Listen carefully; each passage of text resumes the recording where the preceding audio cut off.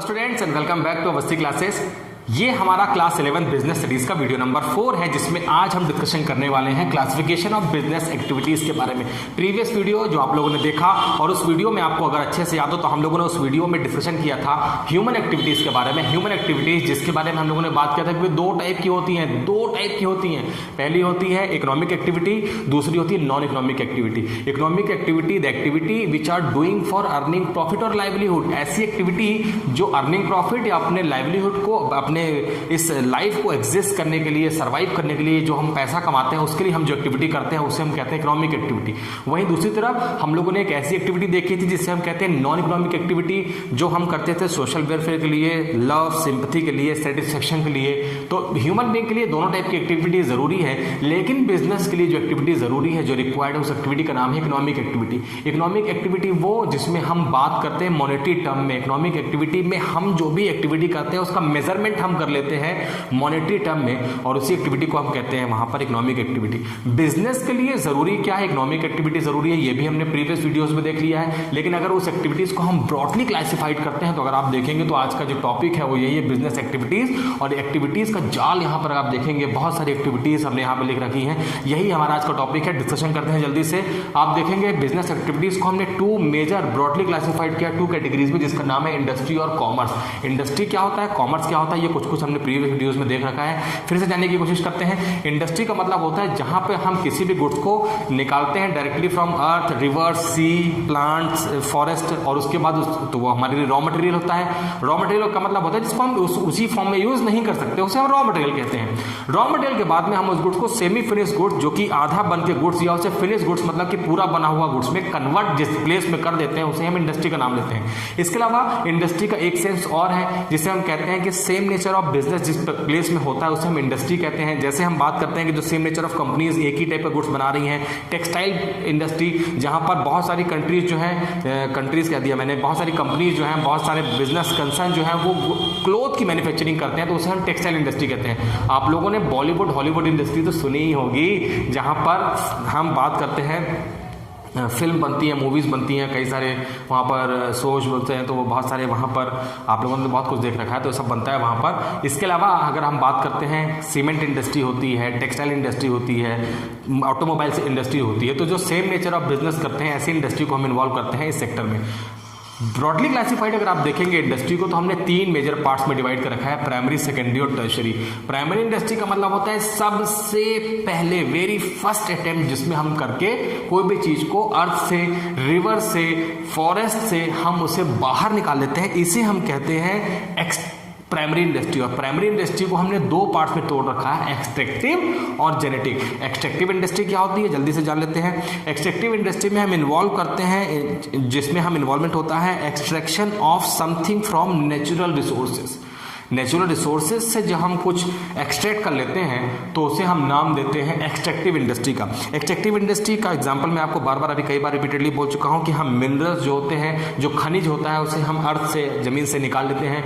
River से या सी से हम जो मछली होती है, सी होती है, जो फिश होती है, और भी कई सारे वहाँ पे हमें पार्टिकल्स मिल जाते हैं, वो हम निकाल लेते हैं। इसके अलावा अगर हम टिम्बर निकाल लेते हैं फॉरेस्ट से, तो ये सब कुछ हमारा कवर होता है एक्सट्रैक्टिव इंडस्ट्री में। और हमने अभी निकाला है वो हमारे लिए रॉ मटेरियल भी हो सकता है और फिनिश गुड्स भी हो सकता है। रॉ मटेरियल कैसे, मैंने आपसे कहा कि हमने मिनरल्स निकाल लिए हैं अर्थ से, तो वो हमारे अभी किसी काम के नहीं है, वो तो स्टोन, पत्थर के शेप में है, उसके हम फिल्टर करेंगे, प्रोसेस करेंगे, तब जाके वो अलग अलग मिनरल्स में कन्वर्ट हो जाएगा। तो हमारे लिए यूज का नहीं है, मतलब रॉ मटेरियल है। रॉ मटेरियल को हम फर्दर प्रोसेसिंग करके फिनिश गुड्स या सेमी फिनिश गुड्स में कन्वर्ट करेंगे, जो कि हमारी नेक्स्ट इंडस्ट्री में हम बात करेंगे। तो प्राइमरी इंडस्ट्री में एक्सट्रैक्टिव इंडस्ट्री, जिसमें हमने डायरेक्टली नेचुरल रिसोर्सेज को एक्सट्रैक्ट कर लिया है, निकाल लिया है। इसके अलावा मैंने आपसे कहा कि या तो वो रॉ मटेरियल के फॉर्म में निकलेगा या फिनिश गुड्स के फॉर्म में निकल सकता है। अगर हम टिम्बर निकालते हैं फॉरेस्ट से तो वो भी रॉ मटेरियल है, उसके साइज में, शेप में, कलर में चेंज करके फिर हम उसे फर्नीचर या बाकी अप्लायंसेस वहाँ पे बना सकते हैं।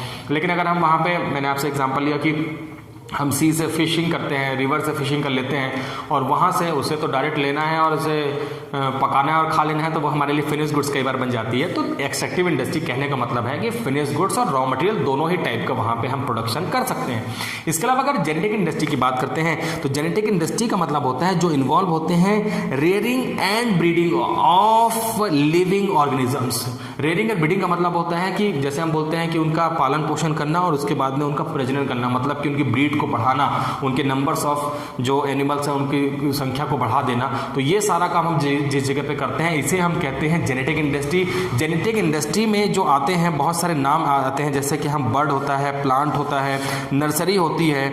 इसके अलावा अगर हम बात करते हैं कि पिसिकल्चर होता है, डेयरी फार्म होते हैं, नर्सरी होती है, इन जगहों पे हम चीज़ों को बढ़ाने का काम करते हैं। डेयरी फार्म में आपने देखा होगा कि हमारे यहाँ जो घर में मिल्क आता है या तो आपका खुद का डेयरी फार्म होगा या कहीं बाहर से आता होगा, तो जिस जगह से वो गुड्स आता है उसे हम डेयरी फार्म कहते हैं। वहाँ पे बहुत सारे एनिमल होते हैं, बफेलो होती है, काऊ होती है, उनसे हम ब्रीडिंग करते हैं उनकी और उनको रखते हैं, उनके लिए शेड बनवाते हैं, फिर वहाँ से मिल्क आता है। तो ये सारा काम कहलाता है हमारे लिए डेयरी फार्म। नर्सरी होती है जहाँ पर हम अलग अलग टाइप के जो प्लांट्स होते हैं उनकी ब्रीडिंग करते हैं, नए टाइप का कुछ वहाँ पर क्रिएटिविटी करने की कोशिश करते हैं। पिसिकल्चर होता है, हम एक पॉन्ड बनाते हैं, वहाँ पे मछलियों को पालते हैं, उनकी हाइब्रिड करते हैं, उनके संख्या को वहाँ पे नंबर्स को बढ़ाने का काम करते हैं। तो जेनेटिक इंडस्ट्री में बहुत सारी इंडस्ट्रीज आती हैं जहाँ पर ये सारा काम हम प्राइमरी लेवल पर करते हैं, नेचुरल रिसोर्सेज के साथ जुड़ के करते हैं, इसे हम कहते हैं प्राइमरी इंडस्ट्री।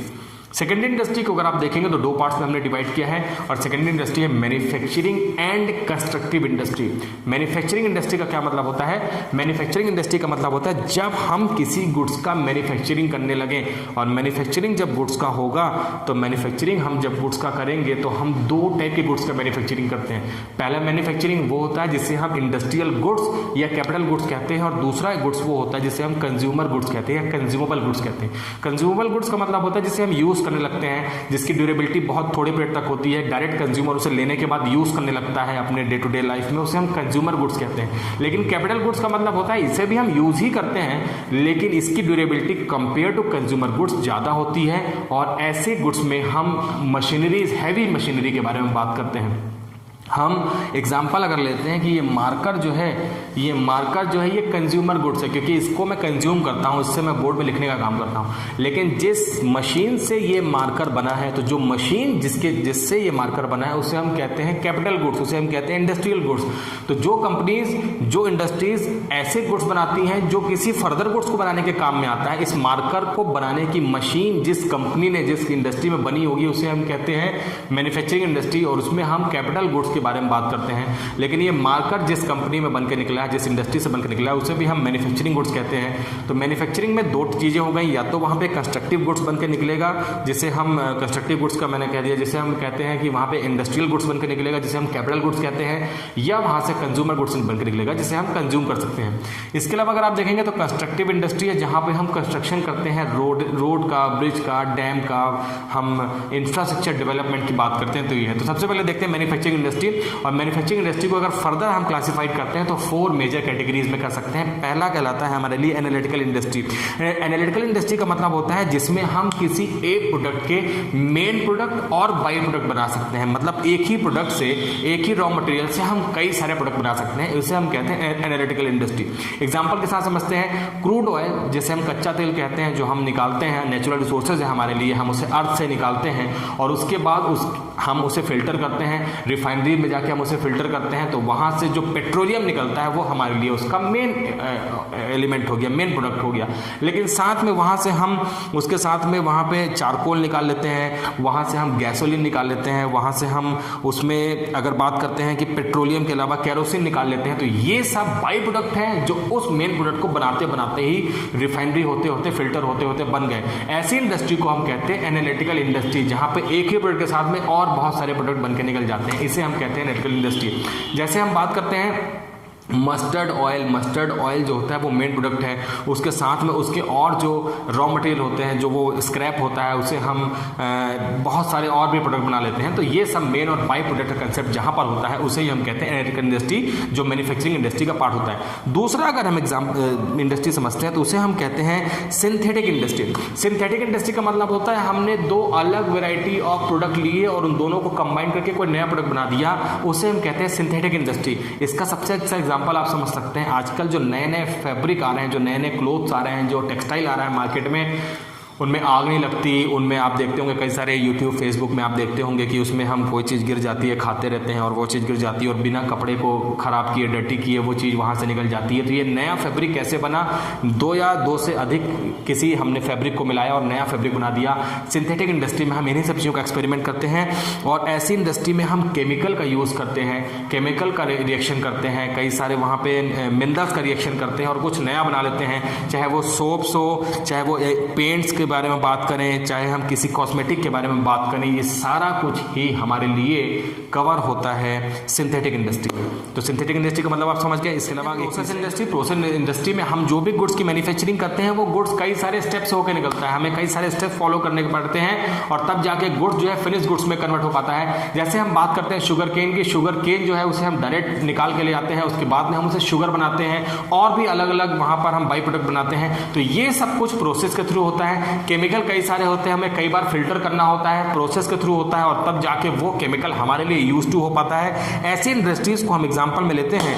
यहाँ पर जैसे पेपर होता है, अभी पेपर डायरेक्ट नहीं बन जाता मेरे बच्चों, पेपर बनाने के लिए हमें कई सारे वहाँ पर एक्सपेरिमेंट करने होते हैं, प्रोसेस करना होता है, केमिकल रिएक्शन कराने होते हैं, तब जाके पेपर बन पाता है। डिफरेंट टाइप के पेपर हम बना पाते हैं। ये सब एग्जाम्पल हमारे लिए प्रोसेस इंडस्ट्री का 4th नंबर की इंडस्ट्री, जिसे हम असेंबली इंडस्ट्री कहते हैं। असेंबली इंडस्ट्री का मतलब होता है चीज़ों को असेंबल करना, बहुत सारे अलग अलग फिनिश प्रोडक्ट को असेंबल करके कोई नया प्रोडक्ट बना देना, उसे हम असेंबली इंडस्ट्री कहते हैं। इसके लिए एग्जांपल है मोबाइल फ़ोन, इसके लिए एग्जांपल है टेलीविज़न, इसके लिए एग्जांपल है कंप्यूटर, कार, जो ऑटोमोबाइल सेक्टर में हम चीज़ें यूज़ करते हैं। अगर मोबाइल फ़ोन की बात करते हैं तो मोबाइल फ़ोन में स्क्रीन कोई अलग कंपनी बनाती है, वो सिर्फ स्क्रीन ही मैन्युफैक्चरिंग करती है। बहुत सारी कंपनी जो होती हैं वो उसकी बैटरी बनाने का काम करती हैं, अंदर के रैम रोम का काम कोई अलग कंपनी करती हैं।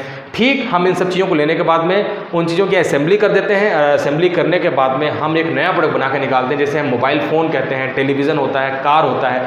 कार का एग्जांपल ले लेते हैं, टायर जो है वो CEAT tyre, MRF tyre, Apollo tyre, Tata tyre, ये सब टायर हैं। तो ये सिर्फ कार मैन्युफैक्चरिंग करते हैं। इसके अलावा उसमें हम जो पेंट करते हैं वो कोई अलग कंपनी पेंट का काम लेके करती है।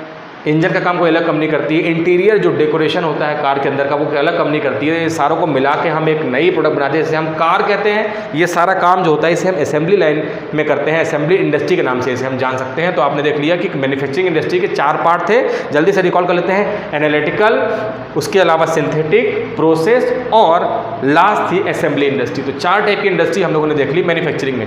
कंस्ट्रक्टिव के बारे में मैंने आपको स्टार्टिंग में बता दिया, फिर से रिपीट कर देता हूँ। कंस्ट्रक्टिव इंडस्ट्री का मतलब होता है एक ऐसी इंडस्ट्री जिसमें हम बात करते हैं किसी भी इंफ्रास्ट्रक्चर डेवलपमेंट के बारे में। हम बड़े बड़े प्रोजेक्ट वहाँ पर बनाते हैं, ब्रिज बनाते हैं, वहाँ पर हम रोड बनाते हैं, डैम बनाते हैं, बिल्डिंग्स बनाते हैं। और सबसे इंपॉर्टेंट बात यहाँ पे आपको जो ध्यान रखनी है, इसे हम शिफ्ट नहीं कर सकते। ब्रिज जहाँ पर बन गया, रोड जहाँ पे बन गई, बिल्डिंग जहाँ पे बन गई, डैम जहाँ पे बन गया, वहाँ से शिफ्ट नहीं होगा, एक ही जगह पे रहेगा। तो नॉन मूवेबल होता है, इसे हम शिफ्ट नहीं कर सकते हैं, बाकी सबको हम शिफ्ट कर सकते हैं। यही स्पेशलिटी है कंस्ट्रक्टिव इंडस्ट्री की। मूव करते हैं नेक्स्ट, जिसे हम कहते हैं टर्शियरी इंडस्ट्री। तो टर्शियरी इंडस्ट्री का मतलब होता है कि प्राइमरी और सेकेंडरी इंडस्ट्री में जो बेसिक हमने वहाँ पे गुड्स की मैन्युफैक्चरिंग की, जिसे हमने फिनिश गुड्स किया, उसे ऑल ओवर कंट्री में या ऑल ओवर वर्ल्ड में पहुँचाने के लिए हम जिस इंडस्ट्री का सहारा लेते हैं, इसे हम कहते हैं टर्शियरी इंडस्ट्री। इसे हम कहते हैं एक ऐसी इंडस्ट्री जो बैकबोन है इन सारे दोनों ही इंडस्ट्रीज की। तो टर्शियरी इंडस्ट्री के बारे में छोटी सी लाइन में जो मैं बुक से पढ़ देता हूँ। Tertiary industry is concern with the providing services which facilitate a smooth flow of goods and services. This industry helps in activity of the primary and secondary industry. In other words, in industry provide the services which support the activity of primary and secondary industry. तो वही कुछ लिखा हुआ है जो मैंने आपसे कहा कि प्राइमरी सेकेंडरी इंडस्ट्री को सपोर्ट करने के लिए जिस इंडस्ट्री का हम सहारा लेते हैं, उसे ही हम कहते हैं टर्शियरी इंडस्ट्री। ट्रांसपोर्टेशन हो गया, बैंकिंग, कम्युनिकेशन, इंश्योरेंस और एडवर्टीजमेंट। मैं इसके बारे में आपसे यहाँ ज़्यादा बात इसलिए नहीं करूँगा कि सेपरेट सेगमेंट हम इसका अपलोड करेंगे टर्शियरी इंडस्ट्री का। एक छोटा सा मैं आपको यहीं पे अपने एक पॉइंट डिस्क्लोज कर देता हूं। अगर आप गौर से देख रहे होंगे इस पूरे डायग्राम को, पूरे चार्ट को, तो टर्शियरी इंडस्ट्री में जो मैंने पॉइंट लिखे हैं, सेम पॉइंट मैंने आपके लिए एड्स टू ट्रेड में लिखे हैं। यही वजह है कि मैंने आपसे कहा कि ये सारे पॉइंट मैं आपसे अभी डिस्कशन नहीं करूंगा, थोड़ा देर में डिस्कशन करूंगा। लेकिन थोड़ा सा ग्लिम्सेस देख लेते हैं। ट्रांसपोर्टेशन का मतलब होता है जब हम किसी भी गुड्स को मैन्युफैक्चरिंग के लिए या मैन्युफैक्चरिंग के पहले या रॉ मटेरियल को या मैन्युफैक्चरिंग के बाद उस फिनिश गुड्स को one place to another place shift करने के लिए हम ट्रांसपोर्टेशन की हेल्प लेते हैं। बैंकिंग, जिसमें हम फाइनेंस की बात करते हैं, जब हमें फाइनेंस एक प्लेस से दूसरे प्लेस में शिफ्ट करना होता है, किसी को पैसा देना होता है, किसी से मनी लेना होता है, हम बैंकिंग की हेल्प लेते हैं। बिजनेस स्टार्ट करने के लिए हमें फंड्स की रिक्वायरमेंट होती है, तो बैंक जो होता है वो मिडिल मैन का हमारे लिए वहाँ पर रोल प्ले करता है। कम्युनिकेशन के बिना बिजनेस हो नहीं सकता है, कम्युनिकेट करते हैं हम, एक पर्सन दूसरे पर्सन से कम्युनिकेट करता है और हम वहाँ पे कम्युनिकेशन का हेल्प लेते हैं। इंश्योरेंस से हम अपने रिस्क को मिनिमाइज करते हैं। मैंने आपसे अपने प्रीवियस वीडियो में इंश्योरेंस के बारे में बात की है कि हम कभी भी अपने रिस्क को एलिमिनेट नहीं कर सकते बिजनेस से। रिस्क बिजनेस में होता ही होता है, लेकिन उस रिस्क को हम एलिमिनेट नहीं करने के बजाय पर उस रिस्क को हम कम कर सकते हैं, और वो कम हो सकता है रिस्क जब हम अपने गुड्स का इंश्योरेंस करा लेते हैं। तो ये कंप्लीट डिस्कशन अभी बाकी है, इसे हम बाद में डिस्कशन करेंगे। और एडवर्टीजमेंट जो है वो हमारे गुड्स को मार्केट में बेचने के, मार्केट में सेल करने के लिए कंज्यूमर के लिए स्पोक पर्सन का काम करता है। कंज्यूमर के लिए ये एक स्पोक पर्सन है जो कंज्यूमर को हमारे गुड्स के सारे आइटम, जो डिजायरेबल गुड्स हमने बनाए हैं कंज्यूमर के लिए, उस गुड्स के फीचर, प्राइस और उसकी क्वालिटी क्वांटिटी के बारे में कंज्यूमर्स को वहाँ पे बताने का काम करता है। एडवर्टीजमेंट के मीडिया अलग अलग हो सकते हैं, प्रिंट मीडिया हो सकता है, इलेक्ट्रॉनिक मीडिया हो सकता है, माउथ पब्लिकेशन हो सकता है, तो बहुत सारे यहाँ पे मीडिया है जिसे हम फ्यूचर में देखेंगे। तो ये कंप्लीट आप लोगों ने देख लिया इंडस्ट्री, जिसके 3 पार्ट है, प्राइमरी, सेकेंडरी और टर्सरी। और टर्सरी इंडस्ट्री जिसके बारे में transportation, banking, communication, insurance, advertisement है, इसके बारे में अभी हम और भी बात करेंगे। कुछ मैंने आपको यहाँ पर डिस्कशन कर दिया। नेक्स्ट चलते हैं कॉमर्स। कॉमर्स मैंने कहा इंडस्ट्री में जो गुड्स बनता है वही हमारे कॉमर्स का बेस होता है। और कॉमर्स को तो अभी हमें बहुत सारा पढ़ना है, क्योंकि हमारी बुक ही, हमने सब्जेक्ट ही कॉमर्स लिया है, तो कॉमर्स को हम इतने छोटे में तो समझ नहीं सकते हैं। लेकिन कॉमर्स का एक छोटा सा कंसेप्ट यहाँ पे समझिए। कॉमर्स का मैंने प्रीवियस वीडियो में, फिर से आपसे बार बार कहता हूँ, प्रीवियस वीडियो का मैं रेफरेंस देता हूँ, क्योंकि प्रीवियस वीडियो अगर आप लोगों ने नहीं देखा तो पहले उसे देखेंगे तो ही आपको चीज़ें समझ में आएंगी। यहाँ पर कॉमर्स को हमने ब्रॉडली क्लासीफाइड किया 2 पार्ट्स में, ट्रेड और एड्स टू ट्रेड। अभी ट्रेड का मतलब सिंपल होता है, ट्रेड्स का मतलब आपको अपने जहन में उतारना होगा कि ट्रेड्स का मतलब होता है buying and selling of goods and services. या तो हम गुड्स को किसी पर्सन से खरीद रहे हैं या हम किसी पर्सन को गुड्स का सेल कर रहे हैं, buying and selling of goods and services कर रहे हैं, इसे हम कहते हैं ट्रेड। और ट्रेड के बारे में अगर हम बात करें तो सिर्फ गुड्स को खरीदने बेचने से, परचेस सेल कर देने से बिजनेस नहीं हो सकता है, इसके लिए जरूरत पड़ती है एड्स टू ट्रेड की। एड्स टू ट्रेड का मतलब होता है ट्रांसपोर्टेशन, बैंकिंग, कम्युनिकेशन, इंश्योरेंस और एडवर्टीजमेंट, जो कि आपने टर्शरी इंडस्ट्री में देखा है। क्योंकि जब गुड्स हम खरीदेंगे तो एक प्लेस से दूसरी प्लेस जाने के लिए ट्रांसपोर्टेशन की जरूरत पड़ेगी, पेमेंट करना है उसके लिए हमें यहाँ पे बैंकिंग की जरूरत पड़ेगी, कम्युनिकेशन के थ्रू ही हम गुड्स को परचेस कर पाएंगे, इंश्योरेंस हम गुड्स को, रिस्क को मिनिमाइज करने के लिए, और एडवर्टीजमेंट जो है गुड्स जो मार्केट में बिकेगा लोगों तक इन्फॉर्मेशन को पहुंचाने के लिए स्पोक पर्सन का काम करता है एडवर्टीजमेंट। तो अगर हम इस साइड से चल रहे हैं तो ये हमने देख लिया कि एड्स टू ट्रेड क्या होता है, जो जस्ट लाइक ट्रेजरी इंडस्ट्री में जो होता है सेम सर्विसेज हैं। यहाँ पर एक और यूनिकनेस आप देखेंगे, ये सारी सर्विसेज के नाम लिखे हैं, चाहे वो टर्शरी इंडस्ट्री में लिखा हो चाहे वो एड्स टू ट्रेड में लिखा हो, ये सारे ही सर्विसेज होती हैं। इसमें हम सर्विस प्रोवाइड करते हैं गुड्स प्रोवाइड करने के साथ में। अब अगर ट्रेड की बात करें तो आप देखेंगे इंटरनल एक्सटर्नल 2 टाइप का ट्रेड है। इंटरनल ट्रेड का मतलब होता है कोई भी ट्रेड जो किसी भी कंट्री के ज्योग्राफिकल बाउंड्री के अंदर किया था उसे हम इंटरनल ट्रेड कहते हैं। जैसे इंडिया के अंदर, अगर हम इंडिया की बात करते हैं, जिस ट्रेड को हम अपने इंडिया जो कंट्री है इसके बाउंड्री के अंदर करते हैं उसे हम कहते हैं इंटरनल ट्रेड। इंटरनल ट्रेड में गुड्स एक प्लेस से दूसरे प्लेस में शिफ्ट तो होगा लेकिन वो कंट्री के अंदर ही होगा, इसे हम कहते हैं इंटरनल ट्रेड। इंटरनल ट्रेड को फर्दर क्लासिफाइड अगर आप देखेंगे तो 2 पार्ट्स में किया गया है, रिटेल और होलसेल ट्रेड। तो पहले हम होलसेल ट्रेड देख लेते हैं। होलसेल ट्रेड का मतलब होता है जहां पे गुड्स मैन्युफैक्चरर से बल्क में, लार्ज क्वांटिटी में एक होलसेलर परचेस करके लाता है, और उस होलसेलर के पास जो गुड्स होता है इसके पास में नंबर ऑफ जो वैरायटी होती है वो कम होती है, लेकिन वो गुड्स को बल्क में परचेस करके लाता है। किसी भी एक सिटी में एक ही प्रोडक्ट के जो होलसेलर होते हैं उनकी जो क्वांटिटी होती है, जो नंबर्स होते हैं वो बहुत ज़्यादा नहीं होती है। ये सारे फीचर है होलसेलर के। नॉर्मली आपको होलसेलर मार्केट में बहुत कम देखने को मिलेंगे, क्योंकि मैंने आपसे कहा इन रिटेलर और होलसेलर के कंपेरिजन में होलसेलर की जो नंबर्स होते हैं वो कम होते हैं। होलसेलर के पास में जो वो गुड्स अपने बिजनेस में रखते हैं उनकी जो नंबर्स में बहुत होते हैं, लेकिन अगर हम वैरायटी वाइज बात करें तो वैरायटी वाइज वहाँ पे कुछ लिमिटेड वैरायटी के साथ ही वो अपना बिजनेस करते हैं। जबकि रिटेलर जो होते हैं वो गुड्स को परचेस करते हैं होलसेलर से और अल्टीमेटली पहुँचाने का काम करते हैं कस्टमर तक। रिटेलर वो जिसके पास में गुड्स की क्वांटिटी जो है वो कम होगी लेकिन लार्ज वैरायटी ऑफ वहाँ पे उसके पास में गुड्स होगा। तो यही डिफरेंस है कि इसके पास में किसी लिमिटेड आइटम की वैरायटी कम है लेकिन यहाँ पे नंबर्स बहुत ज़्यादा उसने यहाँ पे रख रखे हैं अपने यहाँ गुड्स के, और इसके पास में गुड्स जो है इस कंपैरिजन में कि होलसेलर से वो गुड्स परचेस करके लाएगा तो कम गुड्स परचेस करके लाएगा और वैरायटी ऑफ गुड्स परचेस करके लाएगा और अल्टीमेटली वो गुड्स अपने कस्टमर को देगा। रिटेलर जिसका डायरेक्ट रिलेशन कस्टमर से होता है, इसे हम कहते हैं इंटरनल ट्रेड। एक्सटर्नल ट्रेड की बात करें, ट्रेड वो जो हमारे ज्योग्राफिकल बाउंड्री के बाहर ट्रेड होता है, जिसे हम इंटरनेशनल ट्रेड भी कहते हैं। इंटरनल ट्रेड या के बाद में इंटरनेशनल ट्रेड या एक्सटर्नल ट्रेड, जो बाहर का ट्रेड होता है, कंट्री के बाहर का ट्रेड होता है। जब हम अपने गुड्स को अपनी कंट्री से किसी दूसरे कंट्री में बेचने के लिए ले जाते हैं या किसी दूसरे कंट्री से गुड्स को परचेस करते हैं, तो ये बाइंग और selling of goods and services between 2 और more country is called external trade. तो यहाँ पर रिलेशन आप देख रहे हैं कि 2 कंट्री का इन्वॉल्वमेंट है, और यहाँ पर जो हम सेल्स और परचेस करते हैं, इसे हम सेल्स और परचेस के नाम से नहीं जानते, बल्कि इसे हम एक्सपोर्ट, इंपोर्ट और इंटरपोर्ट के नाम से जानते हैं। एक्सपोर्ट का मतलब होता है जब हम अपने कंट्री में गुड्स का मैन्युफैक्चरिंग करने के बाद में किसी दूसरे कंट्री को गुड्स बेचते हैं, सेल्स करते हैं, तो वहाँ पे हम इंटरनेशनल बिजनेस में या एक्सटर्नल बिजनेस में उस सेल्स को यहाँ पे एक्सपोर्ट का नाम देते हैं। गुड्स हमारी कंट्री से किसी दूसरे कंट्री में सेल्स होने के लिए जाता है तो उसे हम एक्सपोर्ट कहते हैं। इंपोर्ट का मतलब होता है जब हम किसी दूसरे कंट्री से गुड्स को परचेस करते हैं तो उसे हम परचेस ना बोल के इंपोर्ट बोलते हैं।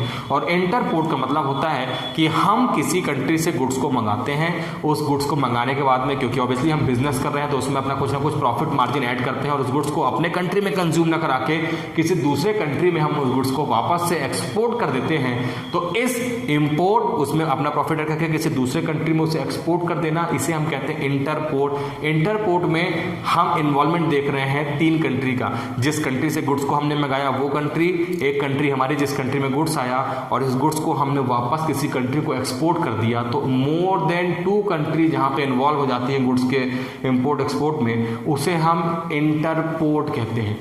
ये हो गया इंटरपोर्ट, ये हो गया रिटेल ट्रेड, होलसेल ट्रेड और एड्स टू ट्रेड के बारे में मैंने आपसे स्टार्टिंग में ही बता दिया कि इन सेल्स परचेस को कंटिन्यू बनाने के लिए जिसकी हम हेल्प लेते हैं, ट्रांसपोर्टेशन, बैंकिंग, कम्युनिकेशन, इंश्योरेंस और वेयर हाउसिंग या एडवर्टीजमेंट की, ये कहलाता है हमारे लिए एड्स टू ट्रेड, या जिसे हम कहते हैं टर्शरी इंडस्ट्री। इसके बारे में हम और डिस्कशन करेंगे। इस वीडियो में मैं फिलहाल इतना ही रखूंगा, क्योंकि पहले आपको इस डायग्राम को समझना होगा, और इस डायग्राम को समझने के बाद में आप देख पा रहे हैं कि कितने टाइप से हमने, जैसे मैंने आपको यहाँ पे टाइप बताया कि मैन्युफैक्चरिंग इंडस्ट्री के अलग टाइप थे, एक्सट्रैक्टिव और जेनेटिक इंडस्ट्री के फर्दर कुछ पार्ट्स थे। तो ये कुछ सब कुछ हमने आज इस वीडियो में देख लिया है। नेक्स्ट वीडियो में हम अभी कॉमर्स के बारे में और भी बात करेंगे। इस वीडियो में इतना रखते हैं, और इस वीडियो को लगातार देखते रहिए। कुछ बच्चे मुझसे कहते हैं कि सर हमारे पास बुक्स नहीं है, तो मैं आप लोगों से पहले करूँगा कि आप बुक्स को परचेस करिए। लॉकडाउन की वजह से गुड जो बुक्स है मार्केट में इजीली अवेलेबल नहीं है, लेकिन कहीं ना कहीं से अगर आप उसकी अरेंजमेंट कर लेते हैं और उसके साथ में वीडियो देखते हैं तो आपको वीडियो और अच्छे समझ आएगा। Thank you very much.